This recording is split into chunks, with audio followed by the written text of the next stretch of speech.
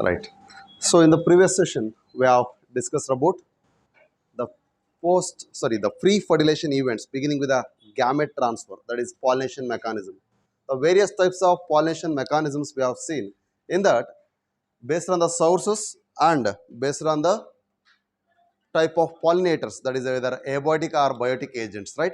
So in that we have come across the Chasmogamous flower and Cleistogamous flower. So the Cleistogamous flowers, whether they are having 100% seed setting or not. Yes. Why? Because they are having the ensured pollination, that is gives us the successful fertilization. Hence, they will give us the assured seed setting. Right? But the same plants, what you have discussed, the viola, that is the common fancy, or the commelina, or oxalis, or arachis hypogaea, the groundnut, right? So these all are having the Chasmogamous condition flower also. That means they are having the open flowers, right? But the seed setting is only found in the hypogeal condition, that is which are the geocarpic in nature. That's why they give such the geocarpic fruits. And in the same way, while discussing the sources, we have discussed about bisexual flower in a monoecious plant, and then unisexual flowers in a monoecious condition and unisexual flowers in a dioecious plant. ಮೂರು ಥರದ conditions ನೋಡಿದ್ವಿ, right? So when the flower is bisexual and it is in a monoecious plant, means the both male and female reproductive structures are present in the same flower, that flower is monoecious ಅಂತ ಹೇಳಿದ್ದೀನಿ. ಅಂದರೆ same ಅರ್ಥ, bisexual and monoecious. And here they are giving rise to the autogamy, geitonogamy and xenogamy. All the type of the possibilities can be expected. But whereas if the flower is unisexual but the plant is bisexual, that means the plant contains both the sexes, like the maize plant or castor or cucurbita, right? So where we have seen the pollen transfer takes place between the same flower, between the same plant or between the two different plants of the same species, that indicates geitonogamy and xenogamy, but there is no chance of autogamy. And whereas when the plant is dioecious in condition, bears only one type of flower, either male or female, that is unisexual flower, dioecious condition means that encourages only xenogamy. And we have seen that functionally the geitonogamy represents cross pollination and the genetically it represents self pollination. Then what is the advantage of self pollination? What is the characteristic features of the self pollination we can see? So in the advantages of self pollination,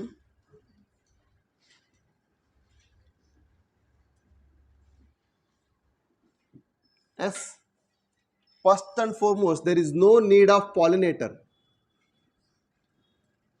Yes, is any need of any agent, biotic or abiotic agent ಏನಾದ್ರು ಬೇಕಾಗುತ್ತಾ ಇಲ್ಲಿ?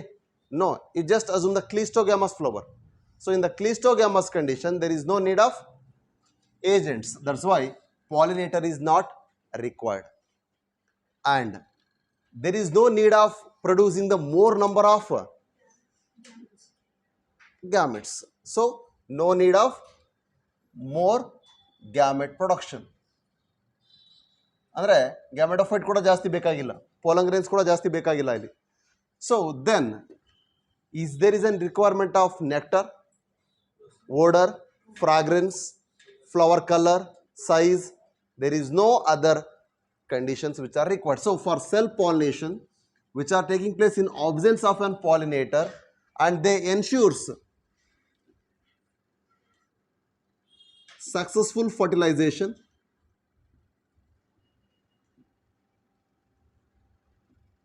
hence they doesn't require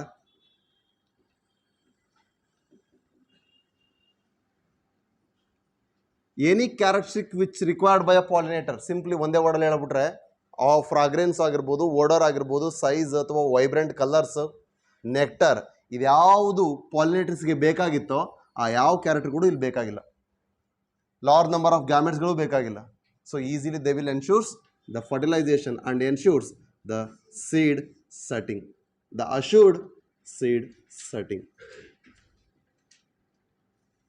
And they will carry the same information from one generation to another generation, but if it continues for several generations, they will lead to the removal of, okay, first for one or two generation they keeps or they will retain parental vigor, means the superior characters ಏನಿರುತ್ತೆ ಅದೇ ರೀತಿಯಾಗಿ ಅದನ್ನು contain ಮಾಡ್ಕೊಂಡು ಬರುತ್ತೆ, quality ಉಳಿಯುತ್ತೆ ಅಂತ ಅರ್ಥ vigour ಅಂದರೆ. But when it is for several generation, it will loses the important characters, means the characters goes on dilution. That dilution will leads to the loss of hybrid characters. The loss of hybrid character will lead to the loss of quality in the plant body, that is leads to the loss of vigor. So then it is nothing but leads to inbreeding depression. The same content you have studied in strategies for enhancing the food production, right? So how to overcome inbreeding depression andre we will see the outbreeding mechanism. Adana animal breeding techniques allu kuda maatadtiri, right? Out crossing andre enu, out breeding andre enu, right? Artificial insemination yak ಮಾಡಬೇಕು, ಇವೆಲ್ಲ methods ನ ನಾವು ನೋಡಿದ್ವಿ. The same way here, inbreeding depression can be seen. To avoid this inbreeding depression, we are supporting for cross pollination. Means the devices are the mechanisms which prevents, there are some mechanism which prevents inbreeding depression. That means that avoids the self pollination and encourages cross pollination. So ಯಾವ mechanisms ಮೂಲಕ self pollination ಅನ್ನು avoid ಮಾಡ್ತೀವಿ, ಆ ಮೆಕಾನಿಸಮ್ಸ್ಗಳು cross pollination ಅನ್ನು entertain ಮಾಡ್ತವೆ ಅಥವಾ encourage ಮಾಡ್ತವೆ, cross pollination ಆಗೋ ಥರ ಮಾಡ್ತವೆ ಅಂತ ಕರಿತೀವಿ. That devices are called outbreeding devices. We will discuss that later. But what is the need of cross pollination then? ಹಾಗಾದ್ರೆ ಔಟ್ ಬ್ರೀಡಿಂಗ್ ಡಿವೈಸ್ನ ಮಾಡಬೇಕಾಗಿರೋ ರೀಸನ್ ಏನಾದರೆ? What is the advantage of cross pollination? As we have discuss the self pollination ನೋಡಿದ್ವಿ, ಹಾಗಾದ್ರೆ cross ಪಾಲಿನೇಷನ್ಸ್ ಅಲ್ಲಿ advantage disadvantage ಏನಾಗುತ್ತೆ ನೋಡೋಣ. ಈಗ ಇದರಲ್ಲೂ ಕೂಡ ಗೊತ್ತಾಯ್ತು, ಇಲ್ಲಿ ತನಕ ನಾವು ನೋಡಿದಂಥದ್ದು ಅಡ್ವಾಂಟೇಜಸ್, ಬೆನಿಫಿಟ್ಸ್ ಏನಿದೆ ನಮಗೆ ಅಂತ. ಆದರೆ ಇಲ್ಲಿಂದ ನೋಡ್ತಾ ಹೋಗ್ತಿರೋಂಥದ್ದು ಏನಿದು, ದೇ ಆರ್ ಡಿಸ್ಅಡ್ವಾಂಟೇಜಸ್. ಎರಡು ಥರದ ಕ್ಯಾರೆಕ್ಟರ್ಗಳನ್ನ ನೋಡಿದ್ವಿ. Well the same for cross pollination,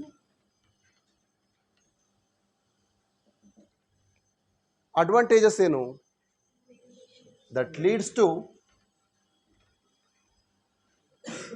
genetic variation. As genetic variation ಆಯಿತು ಅಂದರೆ what we will get? We may get a new character, new ವೇರಿಯಂಟನ್ನು ಪಡಿಬೋದು, ರೈಟ್? ನ್ಯೂ ಸ್ಟ್ರೈನನ್ನು ಪಡಿಬೋದು, right? So new varieties will be found. ವೇರಿಯೇಷನ್ಸಿಂದ varieties ಸಿಗುತ್ತೆ. Okay, new varieties ಬಂತು, ಹಾಗಾದ್ರೆ ನ್ಯೂ ಕ್ಯಾರೆಕ್ಟರ್ಗಳು ಬರುತ್ತೆ. ಸೊ ಸುಪೀರಿಯರ್ ಬರುವಂಥ ಚಾನ್ಸಸ್ ಕೂಡ ಇರುತ್ತೆ. ಪೇರೆಂಟ್ಗಿಂತ ಸುಪೀರಿಯರ್ ಬರುವಂಥ ಚಾನ್ಸಸ್ ಕೂಡ ವರುಣ್ ಈಸ್ ದೇರ್. ಎಲ್ಲಿ? In cross pollination. But some time it may leads to the loss of hybrid vigour also. ಯಾಕೆಂದರೆ ಜೆನೆಟಿಕ್ ರೀಕಾಂಬಿನೇಷನ್ ಆಗಬೇಕಾದ್ರೆ ಯಾವುದು ಕ್ಲೋಸ್ಲಿ ಲಿಂಕೇಜ್ ಆಗಿರುತ್ತೆ, ಫಿಸಿಕಲ್ ಅಸೋಸಿಯೇಷನ್ ಚೆನ್ನಾಗಿರುತ್ತೆ, ಆ ಕ್ಯಾರೆಕ್ಟ್ರು ಡಾಟರ್ ಜನರೇಷನ್ಗೆ ಬರುವಂಥದ್ದು ಅಥವಾ ನೆಕ್ಸ್ಟ್ ಜನರೇಷನ್ಗೆ ಬರುವಂಥ ಚಾನ್ಸಸ್ ಇರುತ್ತೆ. That is what you have studied in the principle of inheritance. So linkage percentage ಮತ್ತು ರೀಕಾಂಬಿನೇಷನ್ ಪರ್ಸೆಂಟೇಜ್ ಹೇಗೆ ವೇರಿಯೇಷನ್ಸ್ ಆಗುತ್ತೆ. ಸೊ ಲಿಂಕೇಜ್ ಜಾಸ್ತಿ ಆಯಿತು, ರೀಕಾಂಬಿನೇಷನ್ ಏನಾಗಿರುತ್ತೆ, ಆಟೋಮೆಟಿಕಲಿ ಕಡಿಮೆ ಆಗುತ್ತೆ. ಸೊ ರೀಕಾಂಬಿನೇಷನ್ ಕಡಿಮೆ ಆಯಿತು ಅಂದರೆ it is nothing but self pollination ಕ್ಯಾರೆಕ್ಟರ್ಗಳು ಹೇಗಿರುತ್ತೆ ಅದೇ ರೀತಿ ಬರುತ್ತೆ ಅಂತ ಆಯಿತು. But when the recombination is more, it may leads to the new character apart from the parent. That is what you have seen in the incomplete dominance ಆಗಿರ್ಬೋದು, right? ಅಥವಾ partial dominance ಅಂತ ನಾವೇನು ಮಾತಾಡ್ತೀವಿ ಇಲ್ಲಿ ನೋಡ್ತೀವಿ. And in the same case here new varieties ಒಳಗಡೆ we may get either superior than the parent character or inferior characters.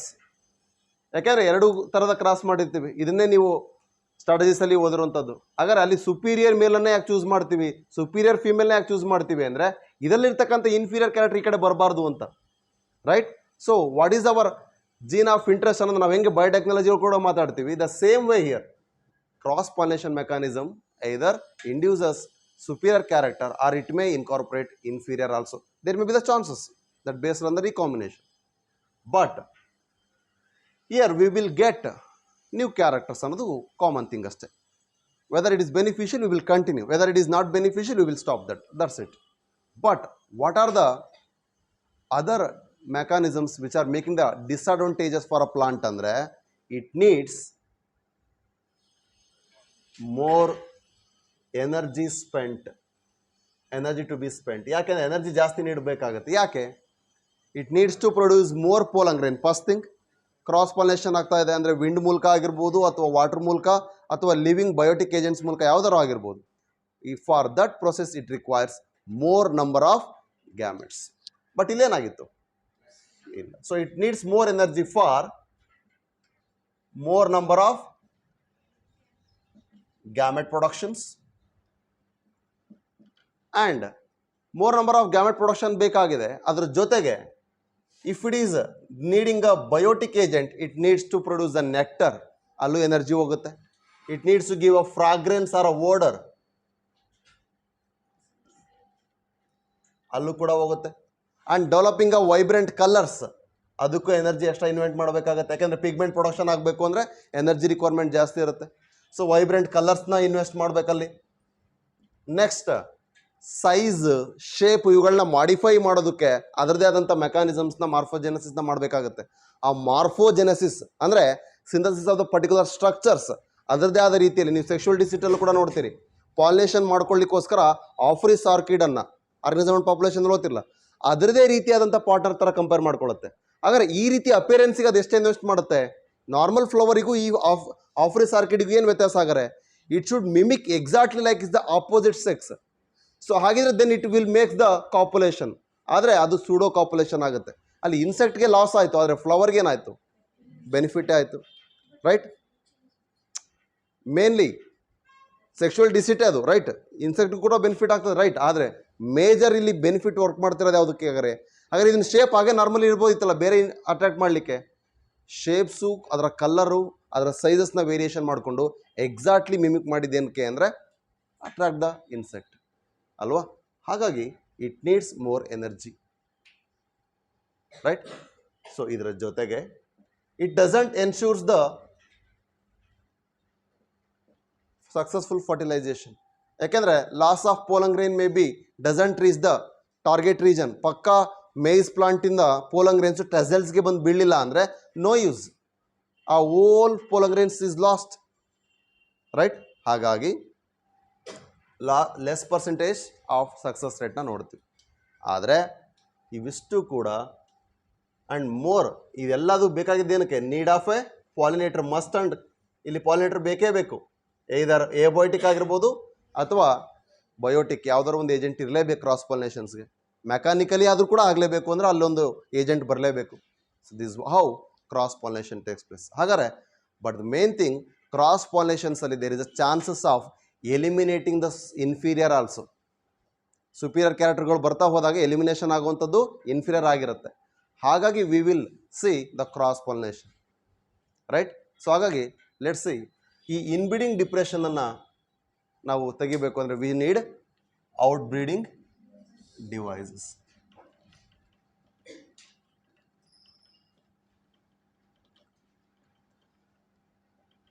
Clear ಆಯಿತು? So what is outbreeding devices? ಏನು ಹಂಗಂದರೆ the mechanism which entertains the outbreeding, ಅಂದರೆ which avoids self pollination. So there are some mechanisms which avoid ಅಥವಾ prevent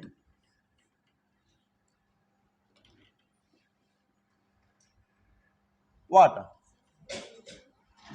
autogamy ಅಂತ ಬರಿಬೋದಾ? Geitonogamy ಅಂತ ಕೂಡ ಬರಿಬೋದಾ? In case outbreeding devices are the mechanisms which prevents autogamy, first statement, right? Second statement, which prevents geitonogamy, right? Third statement, self pollination. NCERT ಇಲ್ಲಿರೋ same ಲೈನ್ನ third ಸೆಂಟೆನ್ಸಲ್ಲಿ ಕೊಡ್ತಾನೆ. ಲಾಸ್ಟ್ ಆಪ್ಷನ್ನಲ್ಲಿ ಎ ಆ್ಯಂಡ್ ಬಿ ಅಂದರೆ ಇವು ಮೂರು ಸ್ಟೇಟ್ಮೆಂಟ್ ಕೊಟ್ಟು A and B, A and C, B and C, A B C ಮೂರು ಕೊಟ್ಟರೆ ಏನು ಬರೀತೀರ answer? A B C. Because physiologically ಅಥವಾ ಜೆನೆಟಿಕಲಿ ಸೇಮ್ ಕಾಂಪೋಸಿಷನ್ ಇರೋದ್ರಿಂದ ಅಲ್ಲಿ ವೇರಿಯೇಷನ್ಸ್ ಇಲ್ಲ, ಹಾಗಾಗಿ ಅದು ಸೆಲ್ಫ್ ಪಾಲಿನೇಷನ್ ತೋರಿಸ್ತಾ ಇದೆ. Hence outbreeding devices are preventing not only the autogamy, it also prevents geitonogamy. It prevents self pollination ಬ್ರಾಕೆಟಲ್ಲಿ ಆಟೋಗ್ಯಾಮಿ,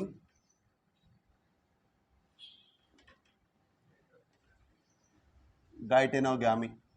ಯಾಕೆ ಗೈಟೆನೋಗ್ಯಾಮಿ ಸೇರಿಸಿದೆ ಅಂತ ಗೊತ್ತಾಯ್ತಾ? That is genetically self pollination ಮೆಕ್ಯಾನಿಸಮ್ನ ಎಕ್ಸಿಬಿಟ್ ಮಾಡುತ್ತೆ. ಓಕೆ, ಸೊ ಹಾಗಾಗಿ ಈ ಥರ ಬರೋರು. Okay, so which are those ಅಂದರೆ let's see. Dicliny, what is that ಅಂದರೆ presence of different sexes, either unisexual condition or bisexual ಅನ್ನೋ ಕಂಡೀಷನ್ಸ್ ಮೇಲೆ ನೋಡ್ತೀವಿ. So dicliny represents the presence of unisexuality in the flower. Okay, so majorly unisexuality ಇದೆ ಅಂದರೆ, and we should make the flower to be unisexual. Flower unisexual ಆಯಿತು, plant ಕೂಡ unisexual ಮಾಡಿದ್ರೆ ಇನ್ನೂ better. Plant is unisexual dioecious condition ಅದೇನಾಗ್ತದೆ? It should entertain only xenogamy ಅಲ್ವಾ? ಹಾಗಾಗಿ but geitonogamy ಆಗೋ ಚಾನ್ಸಸ್ ಇರುತ್ತೆ. Like maize, castor, Chara, MC cube ಅಲ್ವಾ? So they entertains what? Geitonogamy and also xenogamy. But somewhat there is a chances. ಯಾಕೆಂದರೆ ಮೇಯ್ಸಲ್ಲಿ ಇಲ್ಲಿರತಕ್ಕಂಥ pollen grains ಇಲ್ಲಿರ್ತಕ್ಕಂಥ ಟ್ಯಾಸಲ್ಸ್ಗೆ ಬೀಳುವಂಥ ಚಾನ್ಸಸ್ ಇದೆ ವಿಂಡ್ ಪಾಲಿನೇಷನ್ ಮೂಲಕ. ಹಾಗಾಗಿ they entertains cross pollination. So that's why one of the mechanism is making the flower and the plant is unisexual. If you make the dioecious unisexual condition then it is only entertains xenogamy. So dicliny ಅಂದರೆ maintaining the unisexuality in the plant. Papaya best, right? So in papaya they are unisexual dioecious plants, right? ನಾವು ನಿನ್ನೆ discuss ಮಾಡೋದಲ್ಲ diagram ಬರೆದು. So last that is a unisexual dioecious plant that only entertains xenogamy. That means the cross pollination is entertained here. There will be no autogamy and no geitonogamy. Clear? Next, Arshita. Dichogamy NCERT terms ಇಲ್ಲ, ಆದರೆ explanation ಅಂತೂ clear ಆಗಿ ಕೊಟ್ಟಿದ್ದಾರಲ್ವಾ? Okay, what is dichogamy? Maturation of the male and female reproductive structures in a different time. There is no synchrony, there is no coordination. Sync ಆಗಲ್ಲ ಎರಡು, ಹಾಗಾಗಿ synchronisation is not present in the maturation of the reproductive structure. So dicho refers to that one. Gamy ಅಂದರೆ ಇಲ್ಲಿ fusion ಅಥವಾ marriage, ಹಾಗಾಗಿ no synchronised maturation of reproductive structures.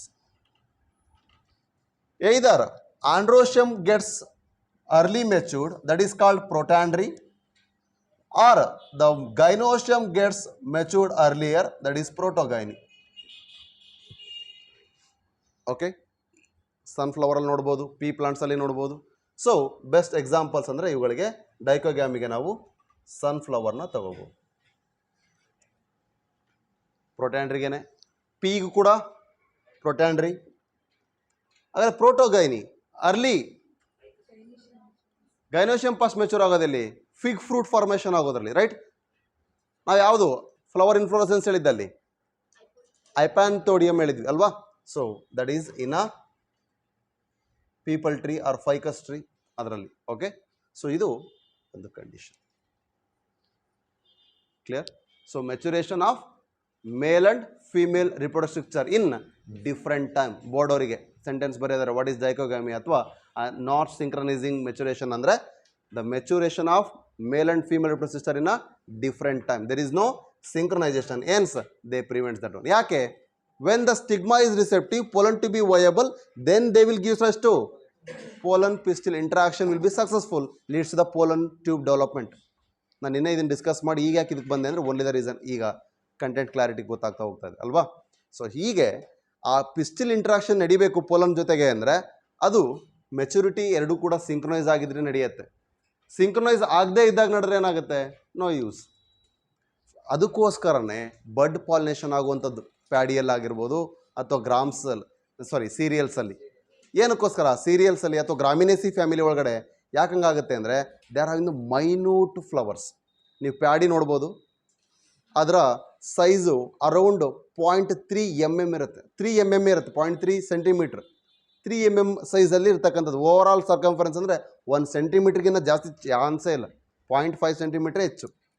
ಆ flower ಸೈಜಲ್ಲಿ pollen pistil interaction ನಡಿಬೇಕು ಅಂದರೆ ಓಪನ್ ಆಗಿರೋ ಕಂಡೀಷನ್ಸಲ್ಲಿ ನಡೆದ್ರೆ there is no success rate, ಕಡಿಮೆ ಆಗ್ತದೆ.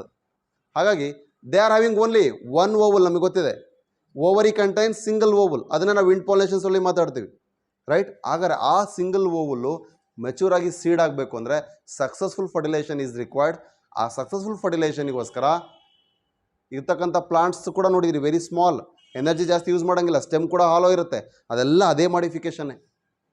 ಸ್ಟೆಮ್ಮಲ್ಲಿ ಅಷ್ಟೆಲ್ಲ ಹಾಲೋನೇಷನ್ ಇರೋದು, ಆ ರೆಡ್ಯೂಸ್ ಹೈಟ್ ಮಾಡೋದು, ವೆಯ್ಟೆಡ್ ಸ್ಟ್ರಕ್ಚರ್ ಕಡಿಮೆ ಮಾಡಿಕೊಂಡು ರಿಪೋರ್ಟಿವ್ ಸ್ಟ್ರಕ್ಚರ್ನ ಎನ್ಹಾನ್ಸ್ ಮಾಡ್ಕೊಂಡಿರೋ ರೀಸನ್ನೇ ಅದಕ್ಕೋಸ್ಕರ. ಹಾಗಾದರೆ ಇಲ್ಲಿ ಬಡ್ ಪಾಲಿನೇಷನ್ ಆಗೋ ರೀಸನ್ನು ಕೂಡ to make the successful fertilization and ensure the seed setting even though they are in a cross pollination. ನೋಡಿ ಅಷ್ಟರಲ್ಲಿ ಕೂಡ ಆ ಲೆವೆಲ್ಗೆ ಈಲ್ಡ್ ಬರುತ್ತೆ ಅಂದರೆ if it is self pollination ಅಥವಾ exactly all the pollen grains will fall on the stigma. Normally ಬೇರೆದ್ರಲ್ಲಿ ನಾವು ಮಾತಾಡೋದಾದರೆ ಹೇಗಾಗ್ತದೆ, we will get a good yield ಅಲ್ವಾ, right. So hence they have made a mechanism called bud pollination. But ಅದು self pollination, ಅದನ್ನು ಕೂಡ overcome ಮಾಡಬೇಕು. ಆವಾಗ ಏನು ಮಾಡ್ತೀವಿ, early we will make the emasculation. Let's ಅದನ್ನು ನಾನು ನೆಕ್ಸ್ಟ್ ಮಾತಾಡ್ತೀನಿ. ಇದಾದ ಮೇಲೆ ಆರ್ಟಿಫಿಷಿಯಲ್ ಹೈಬ್ರಿಡೇಷನ್ ನೋಡುವ.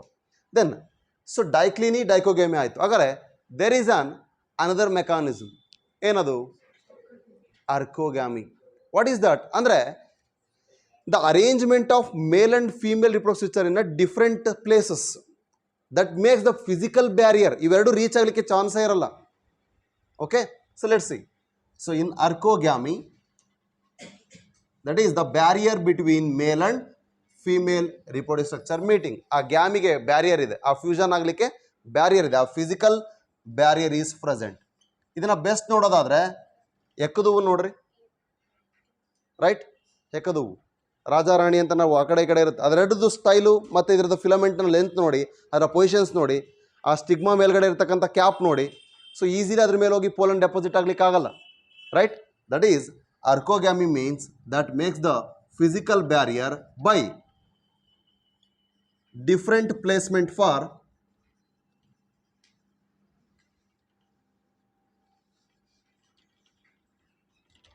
ಮೇಲ್ and female reproductive structures. See ಈ ಅರ್ಕೋಗ್ಯಾಮಿ ಒಳಗಡೆ ನಮ್ಮ ಎನ್ ಸಿ ಆರ್ ಟಿಲಿ ಇನ್ನೊಂದು ಸೆಂಟೆನ್ಸ್ ಕೊಟ್ಟೋದು ಎಟ್ರೋಸ್ಟೈಲಿ. ಯಾಕೆಂದರೆ one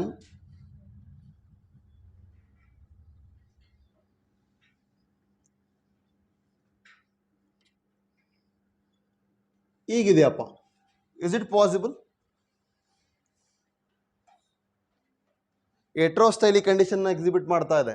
style is short than the filament. ಕೆಲವೊಂದು ಪ್ಲಾಂಟಲ್ಲಿ style is extended than the filament. So is it possible? ಹಾಗಾದ್ರೆ ಈ pollen grain, the pollen grain will reach this.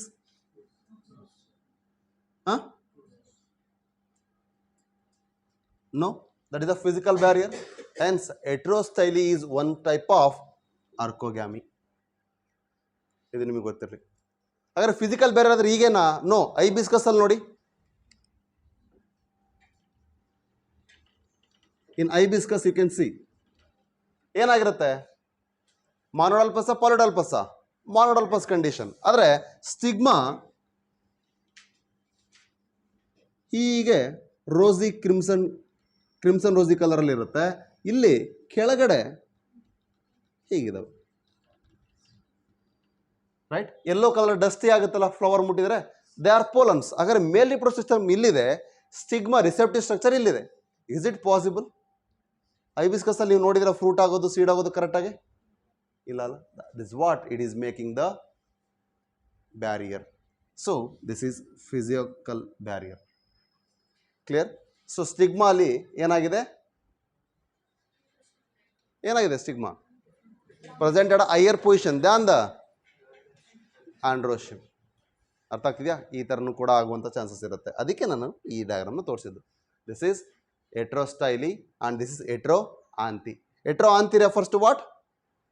Length of filament is large than the style, that is heteroanthy. Length of style is larger than the filament, that is heterostyly. But generally ಇವೆರಡನ್ನೂ ಸೇರಿಸಿ ನಾವು heterostyly ಅಂತ ಕರಿತೀವಿ ಅಷ್ಟೇ. Clear? Okay. So this is another mechanism which comes under archogamy, right? ಇದಿಷ್ಟು ಒಂಥರ ಆದರೆ there is another one type which enhances the cross pollination, that is self incompatibility and the self sterility. Whether the flower is pistillode but the stamen is staminate, ಅಂದರೆ stamen is fertile. ನಾವು ಮಾರ್ಫಾಲಜಿಲಿ ಮಾತಾಡ್ಬೇಕಾದ್ರೆ ಹೇಳಿದ್ವಿ ಸ್ಟಾಮಿನೋಡ್ ಅಂದರೆ it is sterile, staminate ಅಂದರೆ it is fertile. So self sterility ಅಂದರೆ ಇಷ್ಟನೇ ನೋಡಿ. ಈಗ the flower is staminate in condition but it is pistillode. What happens here? It should get another pistil from a different flower. ಹಾಗಾಗಿ staminate pistillode condition, or there is another condition staminode pistillate condition. These two are representing self sterility. Idu one thing. But what about self incompatibility? Self incompatibility athara baralla. Okay, that is either gametophytic incompatibility or sporophytic incompatibility. ಎರಡೂ chance ಇರುತ್ತೆ. That is genetic incompatibility that takes place by either gametophytic or sporophytic. Okay. So ಇಲ್ಲೇನಾಗ್ತದೆ ನೋಡಿ, stigma receptive ಇದೆ, ಆದರೆ ಅದರ ಮೇಲಿರ್ತಕ್ಕಂಥ ಪೋಲಂಗ್ರೈನಿನ exine Vaalu rupture ಆಗಿ ಅಥವಾ exine ವಾಲಿನ reactions ಇದ್ರ ಜೊತೆ ಸರಿಯಾಗಿ ಆಗೋಲ್ಲ. That is incompatibility developed by the gametophytic. ಅಥವಾ ಇಂಟೈನ್ ವಾಲಲ್ಲಿ ಎಕ್ಸ್ಟೆಂಡ್ ಆಗಿ ಟ್ಯೂಬನ್ನು ಫಾರ್ಮೇಷನ್ ಮಾಡಿಲ್ಲ, ಅದೇ ರೀತಿ ಆಗುವಂಥದ್ದು ನಾವು ನೋಡ್ತೀವಿ. That is what? That is giving rise to genetical composition makes the incompatibility. Genetic composition of an individual makes the incompatibility between the pollen and the pistil, right? ಆ genetical composition ಸರಿಯಾಗಿದ್ದಿದ್ರೆ ಅಲ್ಲಿ chemical reaction ಸರಿಯಾಗಿ ಆಗ್ತಿತ್ತು, chemotropic movement ಆಯಿತು ಅಂದರೆ automatically in presence of boron, calcium and inositol sucrose concentration increase ಆದ ತಕ್ಷಣ ಟರ್ಜಿಡಿಟಿ ಮೂಲಕ ವಾಲ್ ಪ್ರೆಷರ್ನ ಬ್ರೇಕ್ ಡೌನ್ ಮಾಡದೆ ಆ ಪೋರ್ ಮೂಲಕ ಹೊರಗೆ ಬರ್ತಾ ಇತ್ತು. ಹಾಗಾದ್ರೆ ಜರ್ಮ್ ಪೋರ್ ಇಲ್ಲಿ ಏನು ಮಾಡ್ತಾ ಇದೆ? It is entertaining to develop the pollen tube, that is extension of intine wall ಅಷ್ಟೇ. So that is how they are entertaining the cross pollination and preventing self pollination. Clear? ಏನಕ್ಕೆ ಅಂತ ಗೊತ್ತಾಯ್ತಾ? ಹಾಗಾದ್ರೆ ಇದು ನ್ಯಾಚುರಲಿ ಈಗ ಮಾಡ್ಬೋದು, ರೈಟ್? ನ್ಯಾಚುರಲಿ ಈ ಥರ ಕಂಡೀಷನ್ಸ್ ಇದೆ. ಆರ್ಟಿಫಿಷಿಯಲಿ ಕೂಡ we can avoid self pollination. ಹೇಗೆ ಸೆಲ್ಫ್ ಪಾಲಿನೇಷನ್ಸನ್ನು ಅವಾಯ್ಡ್ ಮಾಡೋದು ಅಂದರೆ ಬೈ ಆರ್ಟಿಫಿಷಿಯಲ್ ಹೈಬ್ರಿಡೈಸೇಷನ್. ಇಷ್ಟು ಕ್ಲಿಯರ್ ಇದೆನಾ? ಓಕೆ.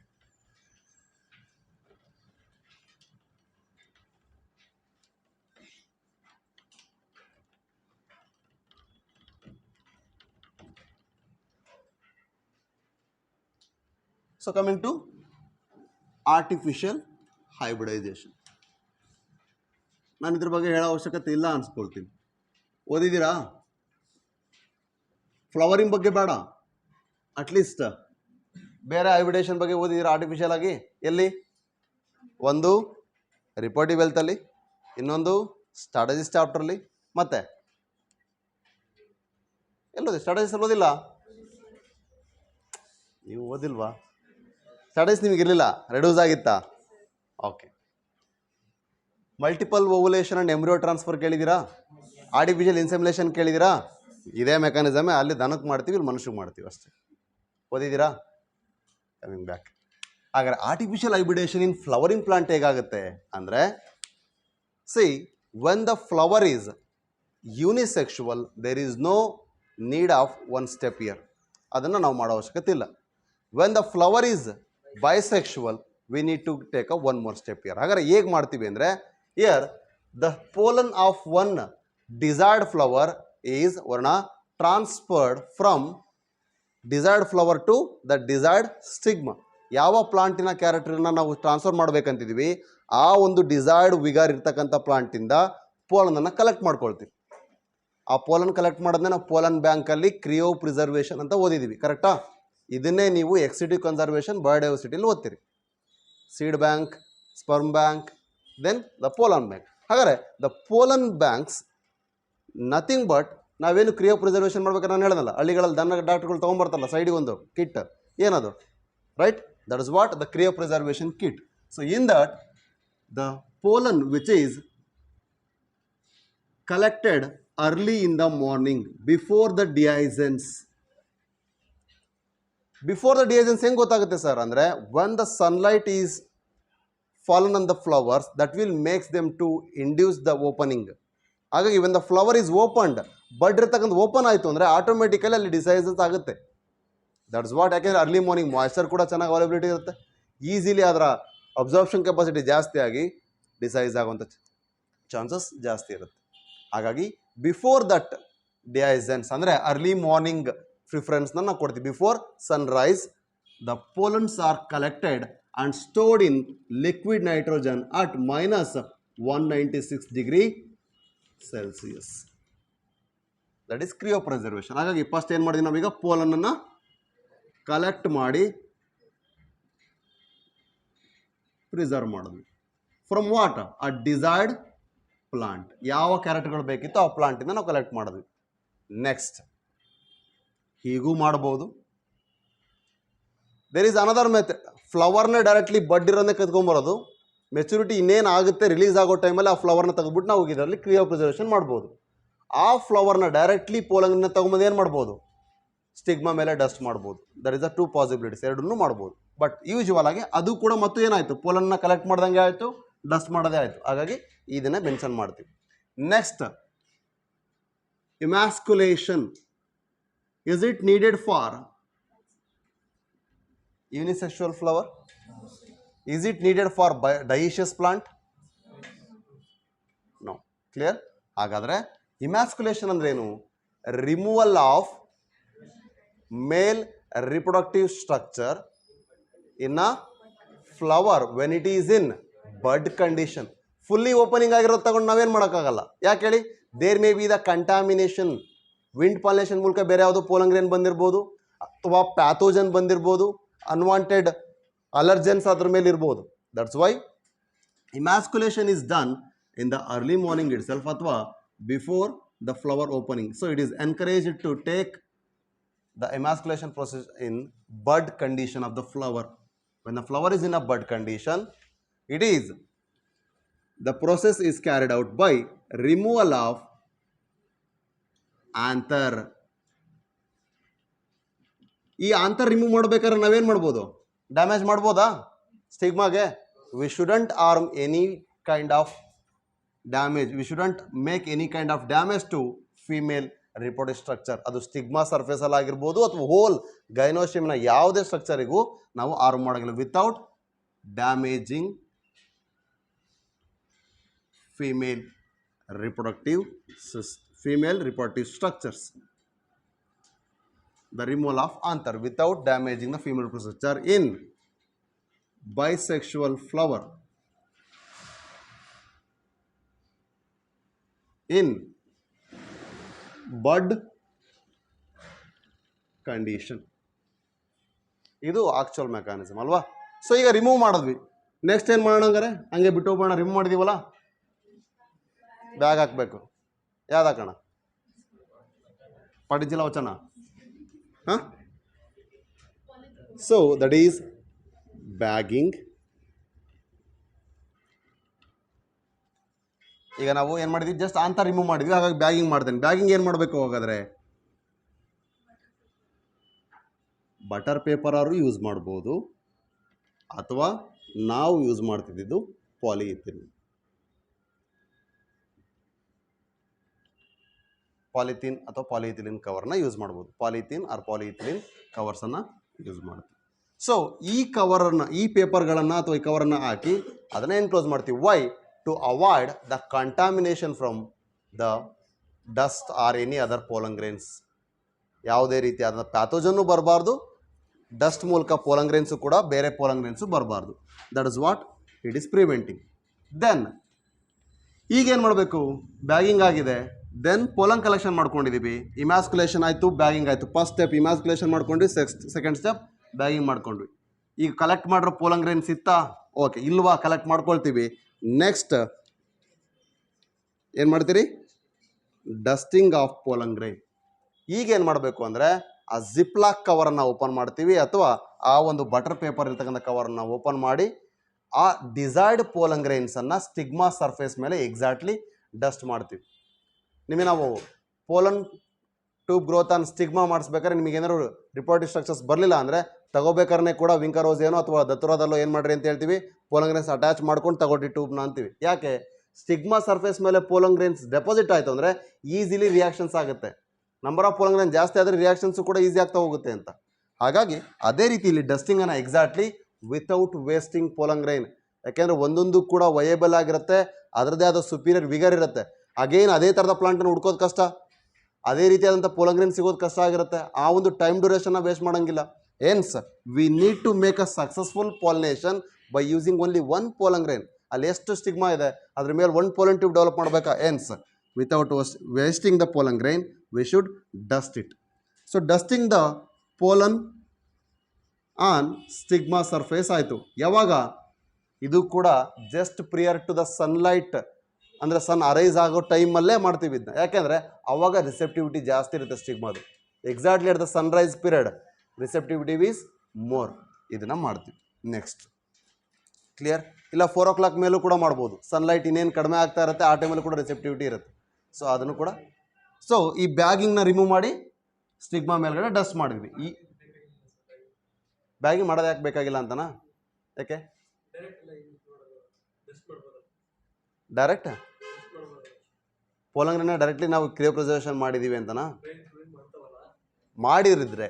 ಮಾಡಿಲ್ಲ ಅಂದರೆ ಫಸ್ಟ್ ಸ್ಟೆಪ್ ಇಮ್ಯಾಸ್ಕುಲೇಷನ್. ನೀನು ಕ್ರಿಯೋ ಪ್ರಿಸರ್ವೇಷನ್ ಮಾಡಿಲ್ಲಪ್ಪ, ಮಾಡಿಲ್ಲ. First step cryopreservation, second step bagging, ಈಗ ಡಸ್ಟಿಂಗ್. Next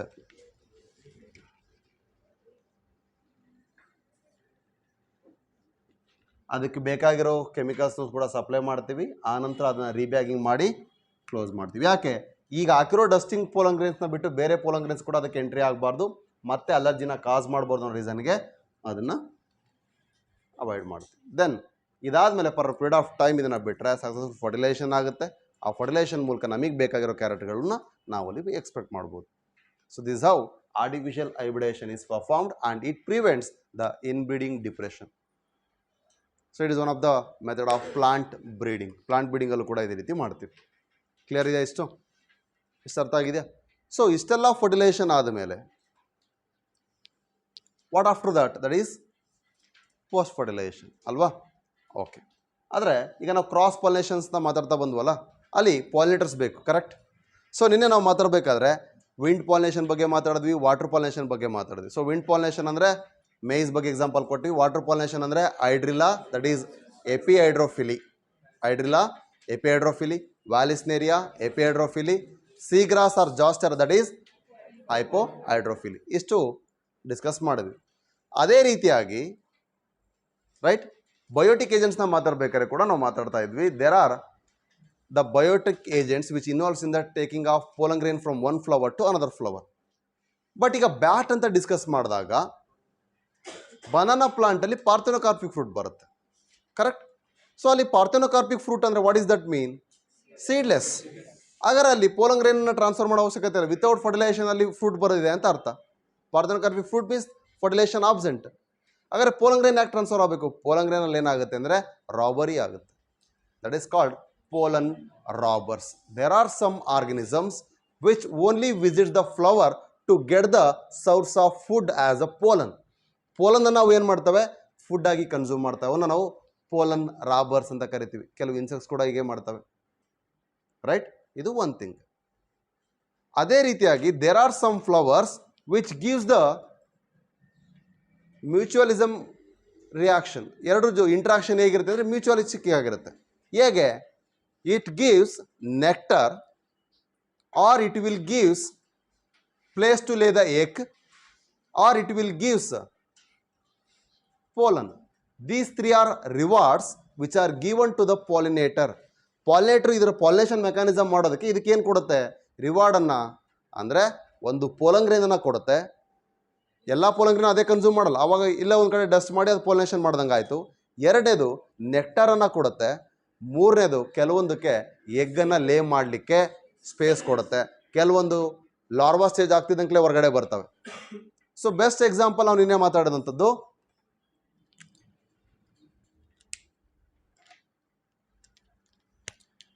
Amorphophallus.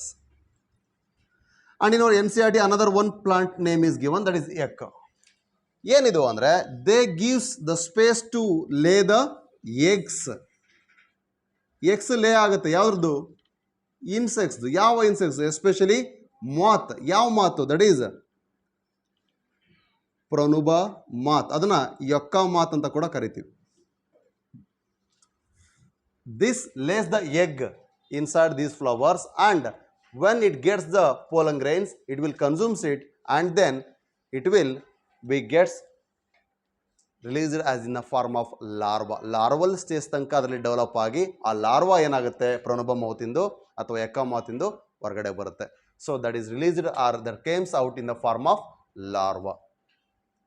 ಹಾಗಾದರೆ ಎಕ್ಕ ಪ್ಲಾಂಟಿಂದು ಓಕೆ. ವಾಟ್ ಅಬೌಟ್ ಅಮಾರ್ಫೋಫ್ಯಾಲಸ್ ಏನದಾದರೆ? ಇದ್ರದ್ದೇ ಎರಡನ್ನ ನಾನು ಮಾತಾಡಿದೆ. ಆದರೆ ಈಗ ಅಮಾರ್ಫೋಫ್ಯಾಲಸ್ ಅಲ್ಲಿ ಆಕ್ಸಿಡೆಂಟಲಿ ಆಗುವಂಥ ಮೆಕ್ಯಾನಿಸಮ್ ಇದೆ. ಈಗ ನಾವು ನೋಡ್ತಾ ಇದ್ದು ಸಿಂಬಯೋಟಿಕ್, ಎರಡು ಕೂಡ ಎಕ್ಸ್ಚೇಂಜ್ ಏನು ಮಾಡ್ಕೊಳ್ತವೆ ಅಂತ. ಇನ್ಸೆಕ್ಟ್ ಮಾತಿಗೆ ಏನಾಯಿತು? ಎಗ್ ಲೇಯಿಂಗ್ ಸ್ಪೇಸ್ ಸಿಕ್ತು, ಡೆವಲಪ್ಮೆಂಟಿಗೆ ಪೋಲನ್ ಗ್ರೈನ್ಸ್ ಸಿಕ್ತು ಲಾರ್ವಲ್ ಸ್ಟೇಜ್ ತನಕ. ದೆನ್ ಫ್ಲವರಿಗೆ ಪಾಲಿನೇಷನ್ ಮೆಕ್ಯಾನಿಸಮ್ ಆಯಿತು. ಆದರೆ ಕೆಲವೊಂದು ಪಾಲಿನೇಷನ್ ಅಷ್ಟೇ ಮಾಡ್ಕೊಳುತ್ತೆ, ಆದರೆ ಅದಕ್ಕೇನು ಯೂಸ್ ಇಲ್ಲ, ಬಯೋಟಿಕ್ ಏಜೆಂಟಿಗೆ ಏನು ಯೂಸ್ ಆಗಲ್ಲ. ಯಾವುದದು? ಇದೇ ಅಮಾರ್ಫೋಫ್ಯಾಲಸ್ ಇನ್ನೊಂದು ಎಕ್ಸಾಂಪಲ್ ಕೊಡ್ತೀವಿ, that is by elephophily. Extra ಇದು. ನೀವು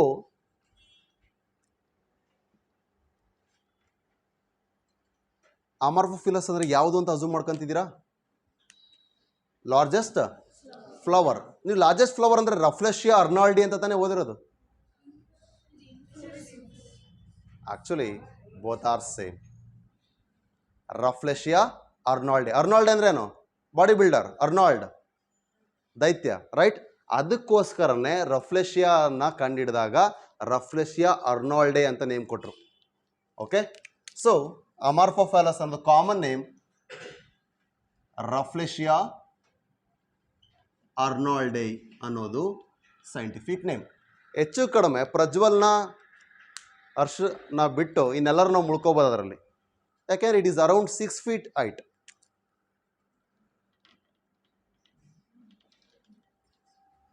ಅಮಾರ್ಫೋಫ್ಯಾಲಸ್. ಕ್ಲಿಯರ್? ಹಾಗಾದರೆ ಇದು ಪಾಲಿನೇಷನ್ ಹೇಗಾಗುತ್ತೆ? ಮಾತಿಂದ ಆಯಿತು. ಇದನ್ನು ಬಿಟ್ಟು ಬೇರೆ ಪಾಲಿನೇಷನ್ ಹೇಗಾಗುತ್ತೆ? Accidentally, annoyingly. ಅದು ಗೊತ್ತೇ ಇಲ್ಲ ಇದು ಪಾಲನ್ ಗ್ರೈನ್ ಅಂತ. ಅದು ಫ್ಲವರ್ ಕಲರ್ನು ನೋಡಲ್ಲ, ಇನ್ನೊಂದು ನೋಡಲ್ಲ, ಸುಮ್ಮನೆ ನಡ್ಕೊಂಡು ಹೋಗ್ಬೇಕಾದ್ರೆ ಅದ್ರ ಮೂಲಕ ಆಗ್ಬಿಡುತ್ತೆ. That is elephant. The elephants legs when get inside the Amorphophallus flower, they collects the pollen grain in its paw. Okay, ಅದರ ಫೀಟಲ್ಲಿ ಪೋಲನ್ ಗ್ರೈನ್ಸ್ ಡೆಪಾಸಿಟ್ ಆಗುತ್ತೆ. Next when it visits the another Amorphophallus, it transfers the pollen grain accidentally. Clear? ಈ ದನಕರುಗಳು ಹೊಲ್ದಾಗ ಮೇಯಕ್ಕೆ ಬಿಟ್ಟಾಗ ಒಂದು ಹೂವಿಂದ ಒಂದು ಗಿಡದಿಂದ ಇನ್ನೊಂದು ಗಿಡಕ್ಕೆ ಹೋಗ್ಬೇಕಾದ್ರೆ ಮೈಗೆಲ್ಲ ಮುಳ್ಳು ತಿಂದಿರ್ತಾವಲ್ಲ, ಆ ಪೋಲನ್ ಗ್ರೈನ್ಸ್ ಇನ್ನೊಂದು ಕಡೆ ಹೋಗಿ ಡಿಸ್ಪರ್ಸ್ ಆಗ್ತವೆ ಅಲ್ಲಿಗೆ. ಅದು ಆಕ್ಸಿಡೆಂಟಲಿ. ದನ ಏನಾರು ತಗೊಂಡು ತಿಂತ ನಾವೇ ಹೊಲ್ದಲ್ಲಿ ಗೊಬ್ಬರ ಹಾಕ್ಬೇಕಾದ್ರೆ ಮೈಗೆಲ್ಲ ಅಂಟ್ಕೊಂಡಿರ್ತಾವೆ. ಇನ್ನೊಂದು ಯಾವುದೋ ಫ್ಲವರಿಗೆ ಬಿದ್ದಾಗ ನಮ್ಮ ಬಾಡಿಯಿಂದ ಡಿಸ್ಪರ್ಸ್ ಆಯಿತು, ಹಾಗಾದ್ರೆ ಅಲ್ಲಿಗೆ ನಮಗೇನಾದ್ರು ಅಡ್ವಾಂಟೇಜ್ ಸಿಗ್ತಾ? ದಟ್ ಈಸ್ ಆಕ್ಸಿಡೆಂಟಲ್ ಮೆಕ್ಯಾನಿಸಮ್ಸ್ ಕೂಡ ಆಗುತ್ತೆ. ಸೊ ಎಲಿಪೋಫಿಲಿ ಕೂಡ ಅದೇ ರೀತಿಯಾಗಿ ಇರತಕ್ಕಂಥದ್ದು. It is not intentional. Clear? ಆದರೆ ನೀವು ಕೋ ಎಕ್ಸ್ಟಿಂಕ್ಷನ್, ಕೋ ಎವಲ್ಯೂಷನ್ ಇದ್ರ ಬೇಸ್ ಮೇಲೆ ನೋಡಿದ್ದೀರಿ, ರೈಟ್? ಸೊ ಒಂದು ಫ್ಲವರ್ ರಿಪ್ರೊಡಕ್ಷನ್ ಆಗಬೇಕಾ, ಅದಕ್ಕೆ ಅದೇ ಇನ್ಸೆಕ್ಟೇ ಇರಬೇಕು. ಆ ಇನ್ಸೆಕ್ಟ್ ಹೋಯ್ತಾ, ಇದು ಎಕ್ಸ್ಟಿಂಕ್ಟ್ ಆಗುತ್ತೆ. ಇಲ್ವಾ, ಆ ಇನ್ಸೆಕ್ಟ್ ಇದೆಯಾ, ಅದೇ ಥರ ಇದು ಮಾಡಿಫಿಕೇಶನ್ಸ್ ಕೂಡ ಮಾಡ್ಕೊಳುತ್ತೆ. That is what co evolution and co extinction we have studied in organism and population. Directly ಈ ಚಾಪ್ಟ್ರಲ್ಲಿ ಲಿಂಕ್ ಇದೆ. ಕರೆಕ್ಟಾ? ಇಷ್ಟು ಕ್ಲಿಯರ್ ಇದೆಯಾ? So this all about the pre fertilization and fertilization events.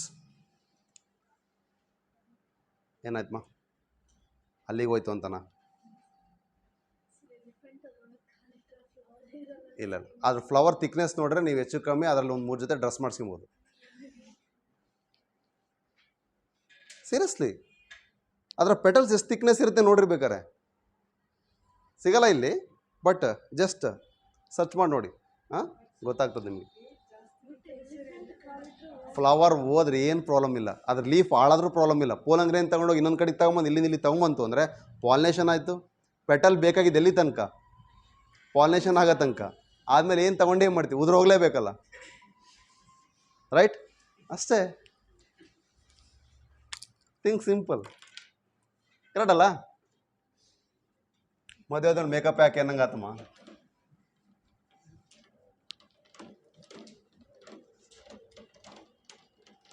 Okay, ಈಗ ಫರ್ಟಿಲೈಸೇಷನ್ ಹೇಗಾಯಿತು ಅಂತೆಲ್ಲ ನೋಡಿದ್ರಲ್ಲ.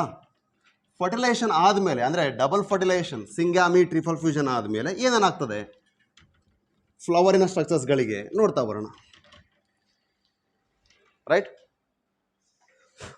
Calyx only persistent in solanaceae even after fertilization. That is what we are discussing, that is post fertilization events. During the post fertilization, calyx is deciduous ಅಂದರೆ ಉದುರೋಗುತ್ತೆ ಅಂತ ಅರ್ಥ. But it is in most of the plant, but it is persistent in tomato, ಮೆಣಸಿಕಾಯಿ, ಈರುಳ್ಳಿ ಬರುತ್ತಾ, chilli, right? Solanaceae members ಎಲ್ಲ ಬಂತು. Then Corolla fallen, ಅದು ಕೂಡ ಡೆಸಿಡಿಯಸ್ ಆಗುತ್ತೆ. ಸೊ ಕೇಲಿಕ್ಸು, ಕರೋಲಾ ಎರಡು ಕೂಡ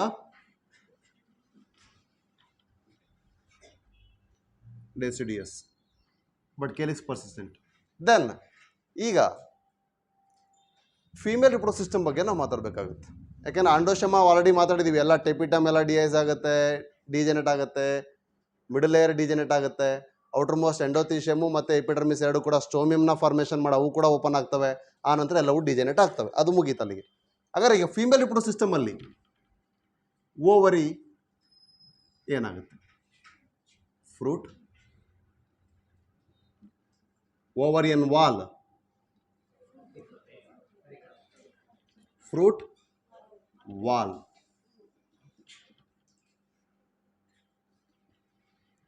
ovule, ovalian wall,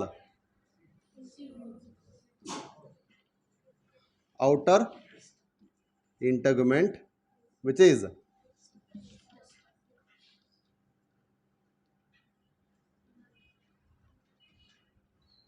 inner integument,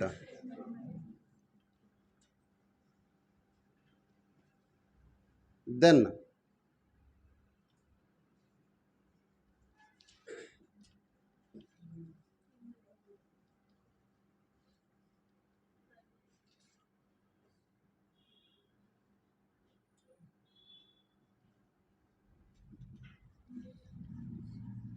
primary endosperm nucleus in a primary endosperm cell. It will give rise to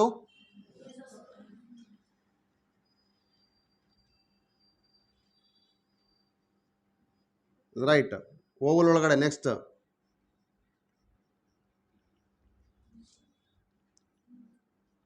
ಮೈಕ್ರೋಪಾಯ್ಲ್, ಸೀಡಲ್ಲೂ ಕೂಡ ಹಾಗೇ ಉಳ್ಕೊಳ್ಳುತ್ತೆ. ಮೈಕ್ರೋಪಾಯ್ಲ್ ಆಗಿ ಐಲಮ್ ಆಗಲ್ಲ. Micropyle will remains as a micropyle of seed below the hilum, the scar structure ನ ಕೆಳಗಡೆ helpful in exchanging gases ನ exchange ಮಾಡುತ್ತೆ. Micropyle in seed for then hilum, that is remains same, but here hilum is attaching the funicle and oval body, but here hilum is attaching the cotyledons and the fruit, cotyledons and the seed coat. That is what hilum in the seed. ಮಾರ್ಫಾಲಜಿಲಿ ಮಾತಾಡಿದೀವಿ, ಇದನ್ನು ಕೂಡ ಮತ್ತೆ ಅದನ್ನೇ ಹೇಳಿದೆ. ಹಾಗಾದ್ರೆ main ಆಗಿ ನ್ಯೂಸೆಲಸ್, that is remnant and persistent nucellus called perisperm. These are all the post fertilization changes in the flowering plant. Clear? ಇದರ ಮೇಲೆ questions ಇದೆ. ಓಕೆ, ಕ್ಲಿಯರ್ ಇದೆ ಎಷ್ಟು? What about synergids? Degenerated. Antipodals degenerated. Clear? polar nuclei become secondary nuclei. Secondary nuclei will become fertilization ಆದಮೇಲೆ primary endosperm nucleus. Central cell is now called as primary endosperm cell. Clear? It is inside the embryo sac. ಈ embryo sac ಒಳಗಡೆ ಏನಾಗುತ್ತೆ ಈಗ? embryo development takes place ಆಗುತ್ತೆ. Clear? So let us see about endosperm development.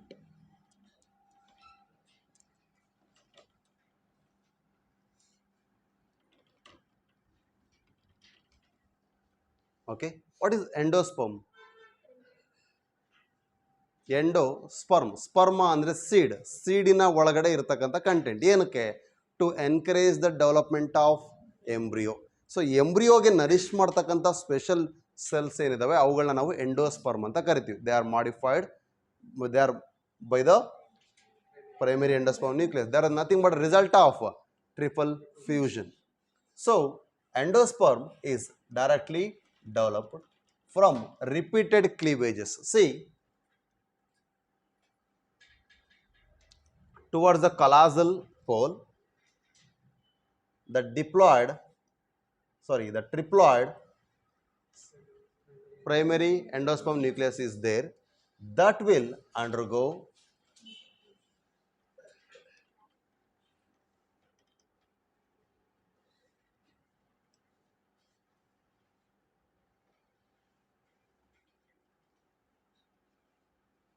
ಇವೆಲ್ಲವೂ 3 ಏನಿದಾವೆ ಅಂತ ಅನ್ಕೊಂಡು. ಹಾಗಾದ್ರೆ what it is? Free nuclear endosperm. The nucleus are free. There is no cytokinesis. So earlier the cytokinesis is absent. Especially this is shown clearly in the liquid endosperm of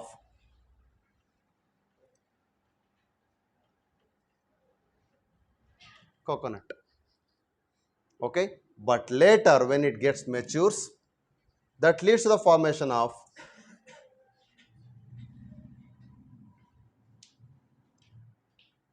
cellular endosperm, what we call kobri kernel. Okay, so in that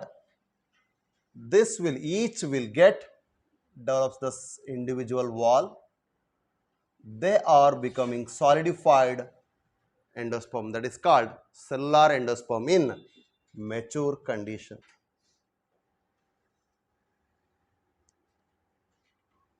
ಏನಾಗುತ್ತೆ ಅಲ್ಲಿ? Cytokinesis ಆಗುತ್ತೆ. So when the karyokinesis is repeatedly happened, then it leads to the free nuclear endosperm, best studied in the liquid endosperm of coconut. ಅಂದರೆ ನಿಮ್ಮ NCERTಯಲ್ಲಿ ಒಂದು question ಅನ್ನು ಕೂಡ ಕೊಟ್ಟಿದ್ದಾರೆ, the green coconut ಅಂತ ಕೊಟ್ಟಾರೆ. The green coconut shows in early condition ಅಂತ ಅರ್ಥ ಅಲ್ಲಿಗೆ. ಯಾಕೆಂದರೆ ಮೆಚುರೇಷನ್ ಆಗ್ತಾ ಹೋದಂಗೆ ಗ್ರೀನ್ ಕಲರ್ ಟರ್ನ್ ಆಗ್ತಾ ಹೋಗುತ್ತೆ, ಎಲ್ಲೋ ಇಷ್ಟು ಆನಂತರ ಬ್ರೌನಿಗೆ. So in the green coconut or in the tender coconut the endosperm is free nucleus in condition. Okay, whereas when it is mature condition, cytokinesis will happens and it will forms ಇಲ್ಲಿ ಇರುತ್ತೆ ನೋಡ್ರಿ, ನೋಡಿದ್ರಾ ತೆಂಗಿನಕಾಯಿ ಒಳಗಡೆ ಮನೆ ಕೊಟ್ಟಿದ್ದಿಲ್ಲ ಚಿಪ್ಪಲ್ಲಿ, ನೋಡಿದ್ರೆ clear ಆಗಿ ತಿನ್ಬೋದು, ತಿನ್ನಿಲ್ಲ ನೀವು, ಇದಕ್ಕಿಂತ ಸ್ವೀಟ್ ಇರುತ್ತಲ್ವಾ. So this is called the kernel in coconut that represent the cellular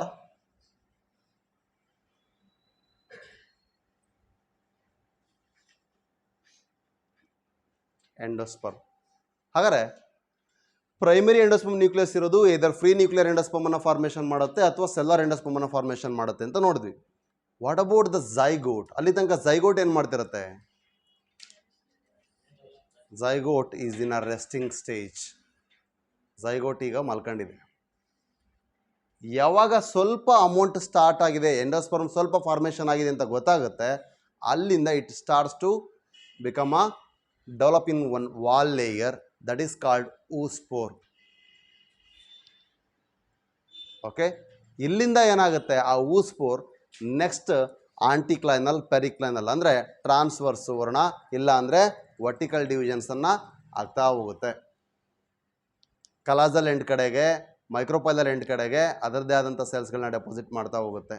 ultimately ಗ್ಲೋಬುಲಾರೋ ಕಾರ್ಡಿಯಾಕೋ ಕೊಟ್ಟು ಒಂದು ಕಾಟಿಲಿಡನ್ಸನ್ನು ಮೂಲಕನೋ ಅಥವಾ 2 ಕಾಟಿಲಿಡನ್ಸ್ ಮೂಲಕನೋ ಡಿಫ್ರೆನ್ಷಿಯೇಟೆಡ್ ಆಗಿ ಡೈಕಾಟ್ ಎಂಬ್ರಿಯೋ ಮೊನೊಕಾಟ್ ಎಂಬ್ರಿಯೋ ಆಗುತ್ತೆ. ಯಾಕೆಂದರೆ ಹೆಚ್ಚು ಕಡಿಮೆ ಮೊನೊಕಾಟ್ ಆ್ಯಂಡ್ ಡೈಕಾಟ್ ಎಂಬ್ರಿಯೋ ಎರಡರಲ್ಲೂ ಕೂಡ ಡೆವಲಪ್ಮೆಂಟಲ್ ಸ್ಟೇಜಸ್ಸು ಸಿಮಿಲರ್ ಇರುತ್ತೆ. ಆದರೆ ಅಲ್ಲಿ ಒಂದು ಕಾಟಿಲಿಡನ್ ರೆಡ್ಯೂಸ್ ಆಗಿ ಹೈಪೋಕಾಟಲ್ ಆಗಿ ಉಳ್ಕೊಳ್ತದೆ ಅಷ್ಟೇ, ಹೈಪೋಬೇಸಲ್ ಸೆಲ್. ಓಕೆ, ಆದರೆ ಇಲ್ಲಿ ಎಪಿಬ್ಲಾಸ್ಟ್ ಏನಿದೆ ಅದು ರೆಡ್ಯೂಸ್ ಆಗಿ ಹಾಗೆ ಉಳ್ಕೊಳ್ಳುತ್ತೆ. ಎಲ್ಲಿ? ಮೊನೊಕಾಟಲ್ಲಿ. ಎಪಿಬ್ಲಾಸ್ಟ್ ರೆಪ್ರೆಸೆಂಟ್ಸ್ ರೆಡ್ಯೂಸ್ಡ್ ಕಾಟಿಲಿಡನ್ ಇನ್ ಮೊನೊಕಾಟ್. ಆದರೆ ಫಸ್ಟ್ ಡೈಕಾಟ್ ಎಂಬ್ರಿಯೋ ಹೇಗಾಗುತ್ತೆ ಅಂತ ನೋಡಿದ್ರೆ ಉಳಿದಂತೆ ಮೊನೊಕಾಟ್ ಎಂಬ್ರಿಯೋ ಹೇಗೆ ಅಂತ ಗೊತ್ತಾಗುತ್ತೆ. ಇಷ್ಟು ಕ್ಲಿಯರ್ ಇದೆನಾ ಹಾಗಾದ್ರೆ? So free nuclear endosperm and cellular endosperm, ಇಷ್ಟು ಕ್ಲಿಯರಾ? Okay, coming to the embryo development, that is ಎಂಬ್ರಿಯೋಜೆನೆಸಿಸ್.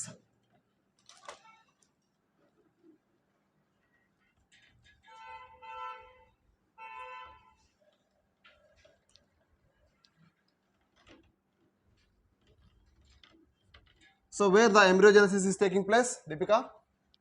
ಎಲ್ಲಾಗುತ್ತೆ embryogenesis? ನೆನಪಾಯ್ತಲ್ಲ, ಮೊನ್ನೆ ಡಿಸ್ಕಸ್ ಮಾಡಿದ್ದೆ, ಮರ್ತೋಯ್ತು.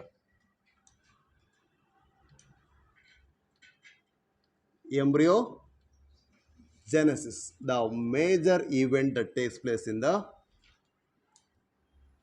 post fertilization. ಒಂದೀಗ ಎಂಡೋಸ್ಪರ್ಮ್ ಡೆವಲಪ್ಮೆಂಟ್ ನೋಡಿದ್ವಿ, first event. Next event embryogenesis. ಯಾಕಿದು ನೆಕ್ಸ್ಟ್ ಇವೆಂಟ್ ಅಂತ ಹೇಳ್ತಾ ಇದ್ದೀನಿ ಹೇಳಿ? As I said, till the development of minimum amount of the endosperm, the zygote will be in an resting state. When the minimum amount is formed, the endosperm is, little amount of endosperm is formed, that will leads to the formation of embryo by the divisions, that will starts to get the nourishment. So let us see how. So the zygote which develops the wall layer, now this is called oospore. Resting ಸ್ಟೇಜಲ್ಲಿ ಇತ್ತಲ್ಲ ಅದು, ಆ ಸ್ಟೇಜನ್ನು develop ಮಾಡಿಕೊಂಡು ಆ resting ಸ್ಟೇಜಲ್ಲಿ ಇರಬೇಕಾದ್ರೆ wall ಲೇಯರ್ನ formation ಮಾಡ್ಕೊಂಡಿತ್ತು. ಹಾಗಾಗಿ ಅದನ್ನ oospore ಅಂತ ಕರೆದ್ವಿ. Nothing but it is what? zygote. So from zygote they will divide transversely to form, this is callosal end ಅಂತ ಅನ್ಕೊಳ್ಳಿ, this is micropylar. Okay, so the cell which is towards the callosa and one cell which is towards the micropyle. So this cell is called basal or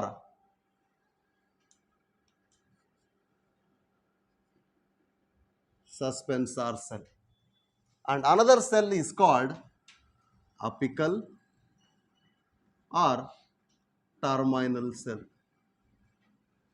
Now from this they will start to divide repeatedly. Okay, so here, as we have seen, 2 cells ittala, ಈಗ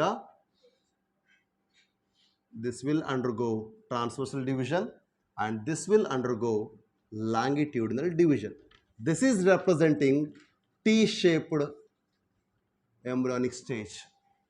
4 cell ಇದೆ, ಅದು T shape ಅನ್ನು represent ಮಾಡ್ತಾ ಇದೆ. So one is transversal division and the one is longitudinal division. Clear?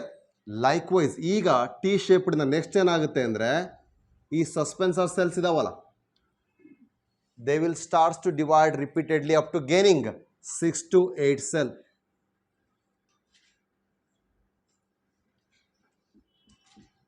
Okay, now the lower one ಏನಾಗಿದೆ ಈಗ, again it undergoes an transverse division. Okay, then the one cell which is towards the micropylar will now gains the mass and acts as an swollen cell.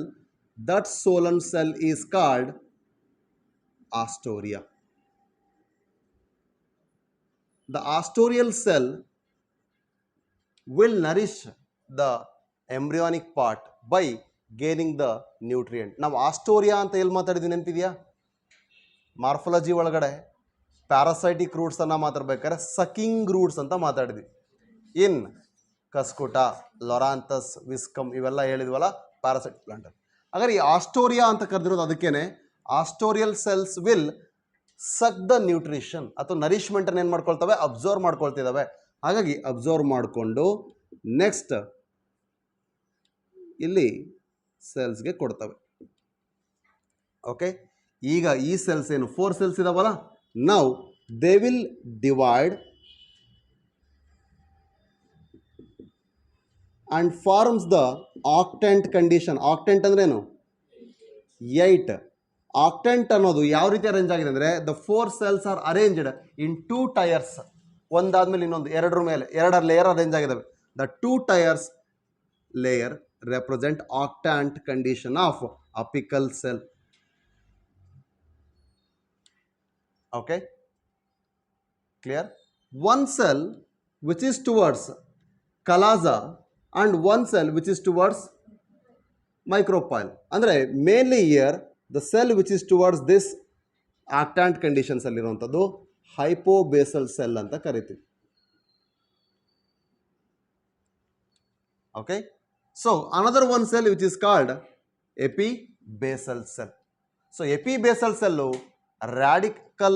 ಪ್ಲುಮಿಲ್ನ ಕೊಡುತ್ತೆ, hypobasal cell ರ್ಯಾಡಿಕಲ್ನ ಕೊಡುತ್ತೆ. ಅಂದರೆ root cap ಜೊತೆ formation ಆಗ್ತಾ ಹೋಗುತ್ತೆ.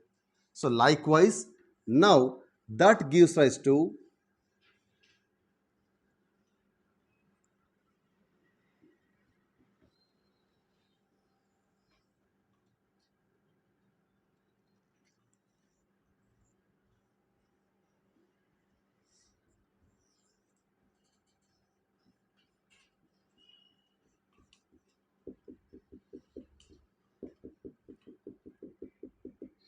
ಗ್ಲೋಬುಲಾರ್ embryo. But globular embryo ಅಂದರೆ ಇಷ್ಟೊಂದು cell ಇರಲ್ಲ.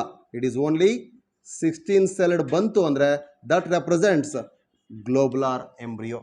The 16 cells in an octant ಏನಿತ್ತು ಅಲ್ಲಿ ಎಷ್ಟು ಬರುತ್ತೆ, ಕಲಾಸಲ್ ಎಂಡ್ ಕಡೆ 16 cell ಡೆಪಾಸಿಟ್ ಆದರೆ ಅದು ಗ್ಲೋಬುಲಾರ್ ಎಂಬ್ರಿಯೋನ ಫಾರ್ಮೇಷನ್ ಮಾಡುತ್ತೆ. ಡ್ಯೂ ಟು ಡೆಪಾಸಿಷನ್ ನೋಡ್ರಿ, ಬೇಕಾದ್ರೆ ಇಲ್ಲೇ ಬರೆದ್ಬಿಡ್ತೀನಿ ಅಂತೇಳ್ರಿ ಅದನ್ನ.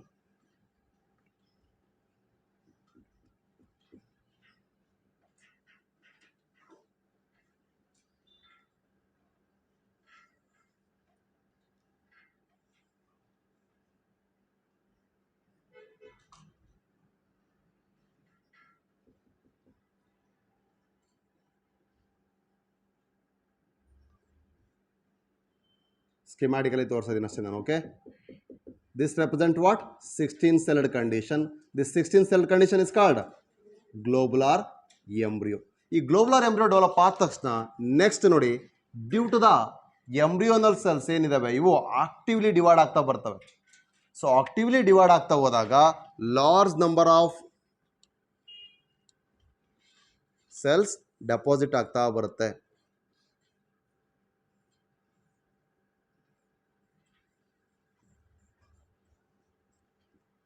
Okay. Large number of cells deposit ಆಗ್ತಾ ಹೋದಾಗ it has formed a groove accidentally. Normal ಆಗಿ ಅದು ಬೇಕು ಅಂತ ಈ ಥರ ಗ್ರೂವ್ ಫಾರ್ಮೇಷನ್ ಮಾಡ್ಕೊಂಡಿಲ್ಲ. Due to the repeated divisions and irregular deposition of the cells, because these are all meristematic in activity. Meristematic cells actively divide ಆಗ್ತಾ ಹೋದಾಗ ಏನಾಗ್ತಾ ಇದೆ, ರಿಪೀಟೆಡ್ ಡಿವಿಷನ್ಸ್ ಆಗ್ತಾ ಹೋದಾಗ ಇರ್ರೆಗ್ಯುಲರ್ ಡೆಪೋಸಿಷನ್ ಆಗ್ತಾ ಇದೆ. ನಂಬರ್ ಆಫ್ ಸೆಲ್ಸ್ ಈಗ ಕೌಂಟೇಬಲ್ ಇಲ್ಲ. So now that leads to the formation of the cardiac embryo. Nothing but heart-shaped embryo. Now this will extend as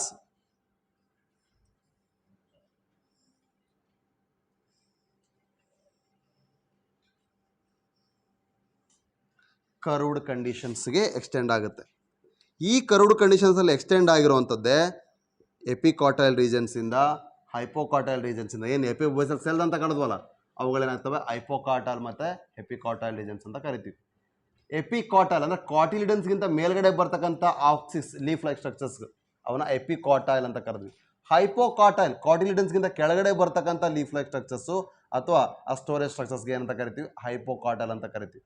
so ಈ ರೀಸನ್ಸಿಂದ they will gives rise to, ಈಗ axis change, ಈ ಕಡೆ chalaza, ಈ ಕಡೆ micropyle ಬರಿತಾ ಇದ್ದೀನಿ. ಓಕೆ,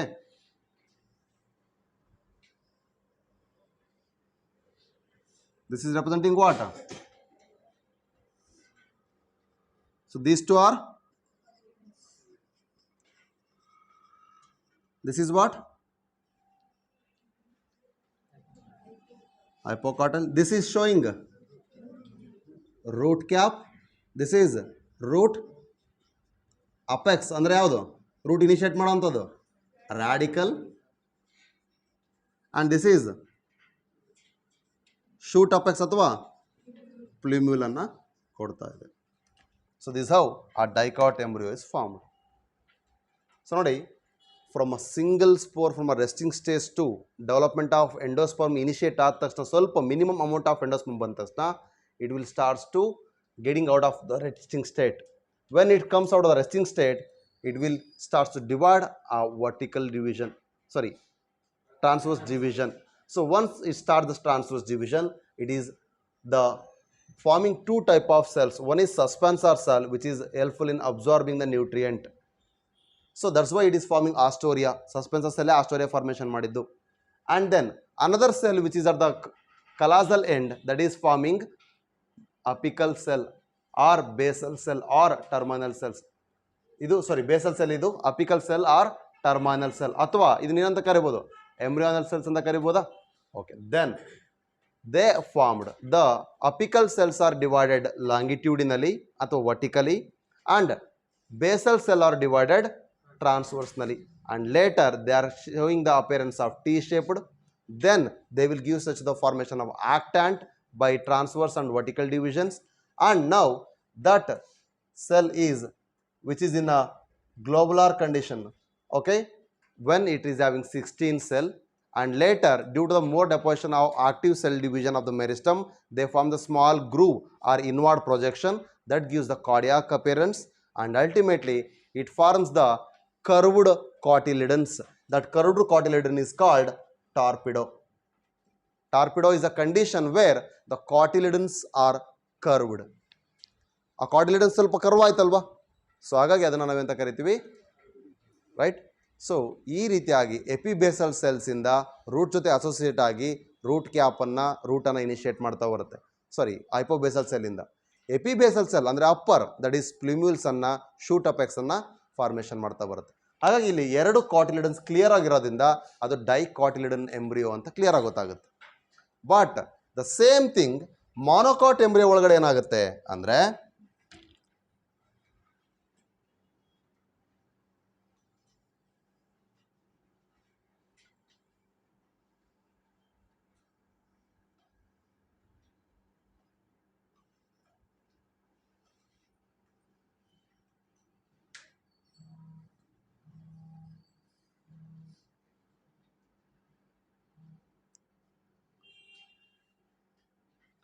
ನೋಡಿ, ಸೊ ಮೊನೊಕಾಟ್ ಎಂಬ್ರಿಯೋ ಒಳಗಡೆ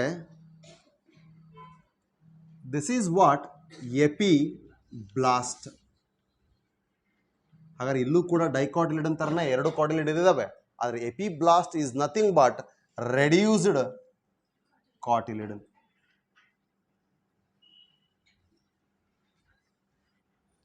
ಓಕೆ, ದೆನ್ ಇಲ್ಲಿ ಏನು ಕೊಡ್ತಾ ಇದ್ದಾರೆ, that is giving face to primordia. Then ಇದೇನಿದು, shoot apex. This is root cap, root initiating structure, radical, that is root apex. ಹಾಗಾದ್ರೆ ಇದಿಷ್ಟು ಕೂಡ ಏನಿದೆ, ಸ್ಕುಟೆಲಮ್. ಯಾವುದು, ಈ ರೀಜನ್, ಇದು ಪ್ರಿಮೋಡಿಯಲ್.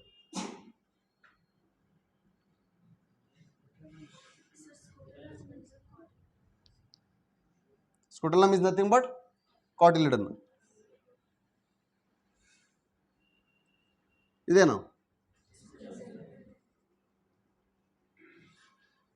So in monocot scutellum represents what, cotyledon. ಹಾಗಾದ್ರೆ ಅನದರ್ ಕಾಟಿಲಿಡನ್ ರೆಡ್ಯೂಸ್ ಆಗಿರೋದು ಯಾವುದು, that is epiblast. So epiblast is reduced cotyledon, scutellum is expressed cotyledon. Clear? Likewise, monocot embryo is having the similar stages of the development of embryogenesis, but the epiblast is somewhat reduced and makes the single cotyledon in grasses or monocots anta heltivi. Clear? So this is all about monocotyledon embryo development. Clear? Hagare during this time there are some seeds which retain endosperm even after the development. ಯಾಕೆ ಅಂದರೆ little amount of endosperm is required to develop the embryo, but for the seed germination till that they will retain that one. seed germination ಆಗೋ ತನಕ ಕಾಟಿಲಿಡನ್ಸ್ sprout ಆಗಿ ಲೀಫನ್ನು ಕೊಡೋ ತನಕ ಅವು ಎಂಡೋಸ್ಪರ್ಮನ್ನು ಉಳಿಸ್ಕೊಳ್ತವೆ. ಅವನ್ನ ಏನಂತ ಕರಿತೀವಿ, ಎಂಡೋಸ್ಪರ್ಮಿಕ್ ಸೀಡ್ ಅಥವಾ ಅಲ್ಬುಮಿನಸ್ ಅಂತ ಕರಿತೀವಿ. Where they will completely utilises ಅಥವಾ there is no endosperm in the seed, then it is called non-albuminous ಅಥವಾ ex-albuminous ಅಥವಾ ನಾನ್ ಎಂಡೋಸ್ಪರ್ಮಿಕ್ ಸೀಡ್ ಅಂತ ಕರಿತೀವಿ. ಇದನ್ನು ಸೀಡ್ ಡಿಸ್ಕಸ್ ಮಾಡ್ಬೇಕಾದ್ರೆ ಹೇಳ್ತೀನಿ. ಮತ್ತೆ ಈಗ ಆಲ್ರೆಡಿ ಮಾರ್ಫಾಲಜಿಲೂ ಓದಿದ್ದೀವಿ, ಇಲ್ಲೂ ಬರುತ್ತೆ. ಹಾಗಾದ್ರೆ ಇಷ್ಟು ಕ್ಲಿಯರ್ ಇದೆನಾ? ನೆಕ್ಸ್ಟ್ ಈಗ ಪೋಸ್ಟ್ ಫರ್ಟಿಲೈಸೇಷನ್ ಈವೆಂಟ್ಸ್ ಪ್ರಕಾರ ಇದು ಕ್ಲಿಯರ್ ಇದೆ, ರೈಟ್? ಓವರಿ ಫ್ರೂಟ್ ಹೇಗಾಗುತ್ತೆ ಅನ್ನೋದನ್ನ ನಾವು ನೋಡ್ಬೇಕೀಗ. ಅಂದರೆ ಫ್ರೂಟ್ಸಲ್ಲಿ ಯಾವ ಥರ ಟೈಪ್ಸ್ ಇದೆ? there are two type of fruits. One is true fruits and one is false fruit. Basically whether it is from directly matured and ripened ovary ಆದರೆ true fruit, without matured ovary ಆದರೆ ಪಾರ್ಥೆನೋಕಾರ್ಪಿಕ್.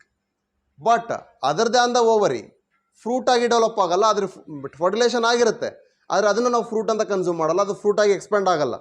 Thalamus region ಅಥವಾ other than the ovary integuments ಏನಿರುತ್ತವೆ, wall layers ಏನಿರ್ತವೆ, ಅವುಗಳು edible ಆದರೆ that is called false fruit, right? So based on the fertilization two type, parthenocarpic, true fruit.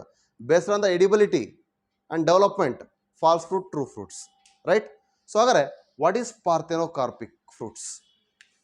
Fruit ಅಂದರೆ ಗೊತ್ತಾಯ್ತಲ್ಲ ಈಗ, right? Okay.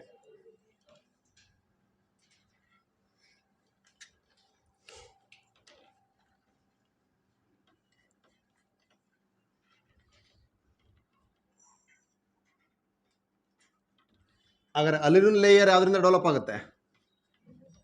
Endosperm. What is the ploidy level?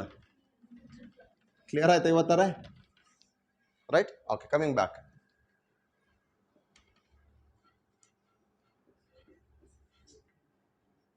ಏನಾಯ್ತು? Fruit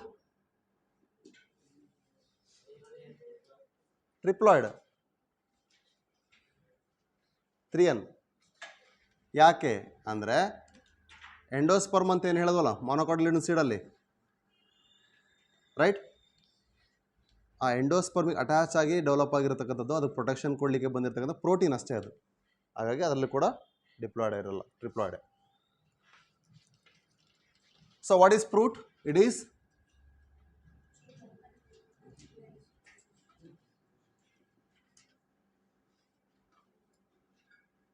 ಅಥವಾ fertilized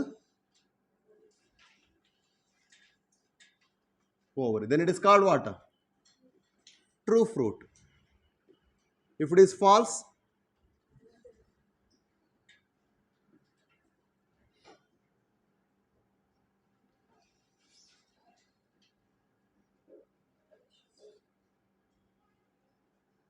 what about parthenocarpic fruits?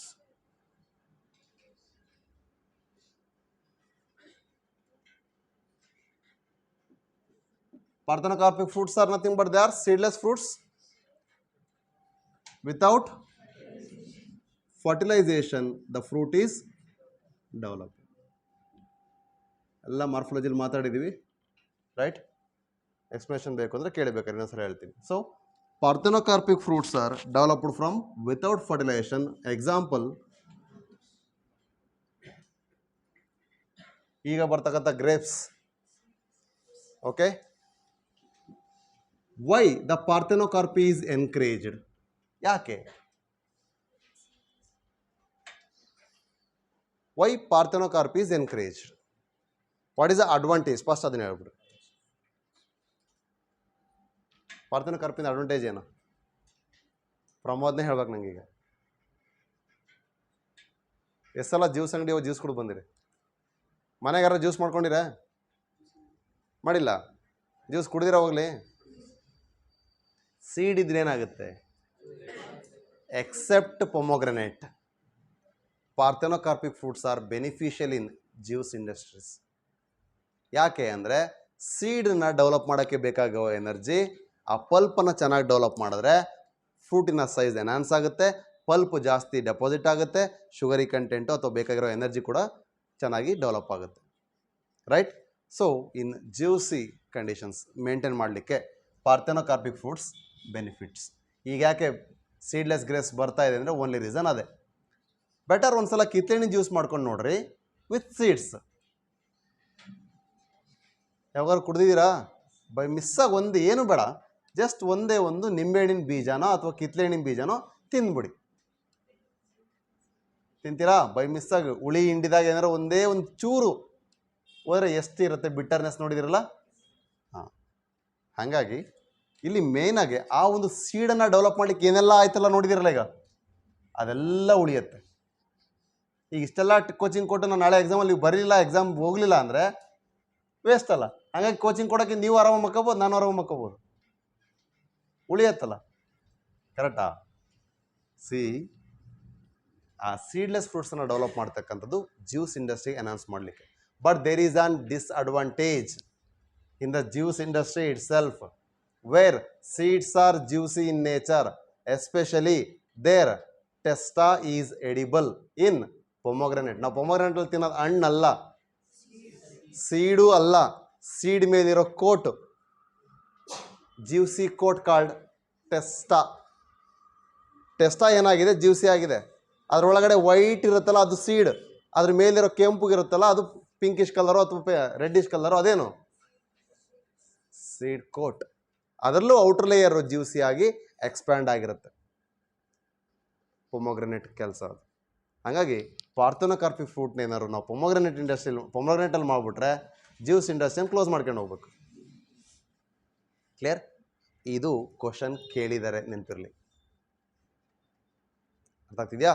So ಪೊಮೊಗ್ರನೇಟ್ plants, ಅದನ್ನೇ ನಾನು ಮೊನ್ನೆ ವೀಕೆಂಡಲ್ಲೂ ಕೂಡ ನಿಮ್ಮ ಮಾರ್ಫಾಲಜಿಲಿ ಕೊಡ್ಬೇಕಾದ್ರೆ ಕೊಟ್ಟಿದ್ದೆ, right? So seedless fruits juice ಇಂಡಸ್ಟ್ರಿಗೆ ಲಾಸೆ, ಹೌದಾ? ಯಾವಾಗ? When it is in ಪೊಮೊಗ್ರನೇಟ್ condition. But other than that they are beneficial. ಇದು ನಿಮಗೆ ಗೊತ್ತಿರಲಿ. ಪಾರ್ಥೆನೋಕಾರ್ಪಿಕ್ ಕಂಡೀಷನ್ಸ್ ಅರ್ಥ ಆಯ್ತಾ? ಹಾಗಾದ್ರೆ ದೆನ್